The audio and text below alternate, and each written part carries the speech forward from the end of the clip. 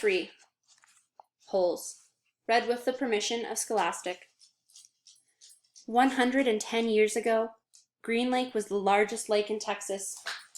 It was full of clear, cool water, and it sparkled like a giant emerald in the sun. It was especially beautiful in the spring, when the peach trees, which lined the shore, bloomed with pink and rose-colored blossoms. There was always a town picnic on the 4th of July.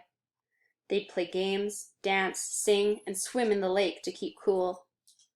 Prizes were awarded for the best peach pie and best peach jam. A special prize was given every year to Miss Catherine Barlow for her fabulous spiced peaches. No one else even tried to make spiced peaches because they knew none would be as delicious as hers. Every summer, Miss Catherine would pick bushels of peaches and preserve them in jars with cinnamon, cloves, nutmeg, and other spices, which she kept a secret. The jarred peaches would last all winter.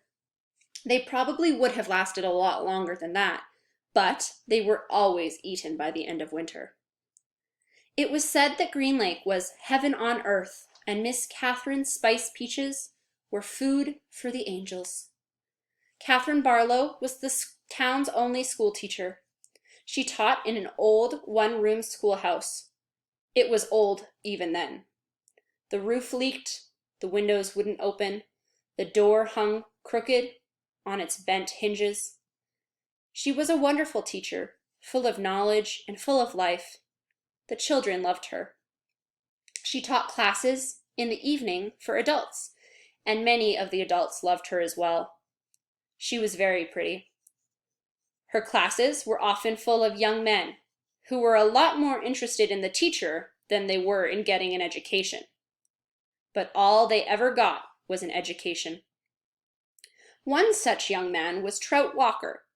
His real name was Charles Walker, but everyone called him Trout because his 2 feet smelled like a couple of dead fish. This wasn't entirely Trout's fault. He had an incurable foot fungus. In fact, it was the same foot fungus that 110 years later would afflict the famous baseball player Clyde Livingston. But at least Clyde Livingston showered every day. "I take a bath every Sunday morning," Trout would brag, "whether I need to or not." Most everyone in the town of Green Lake expected Miss Catherine to marry Trout Walker. He was the son of the richest man in the country. His family owned most of the peach trees and all the land on the east side of the lake. Trout often showed up at night school, but never paid attention. He talked in class and was disrespectful of the students around him. He was loud and stupid. A lot of men in the town were not educated. That didn't bother Miss Catherine. She knew that they'd spend most of their lives working on farms and ranches and hadn't had much schooling. That was why she was there, to teach them. But Trout didn't want to learn. He seemed to be proud of his stupidity. "How'd you like to take a ride on my new boat this Saturday?" he asked her one evening after class. "No, thank you," said Miss Catherine. "We've got a brand new boat," he said. "You don't even have to row it." "Yes, I know," said Miss Catherine. Everyone in town had seen and heard the Walkers' new boat. It made a horrible loud noise and spewed ugly black smoke all over the beautiful lake.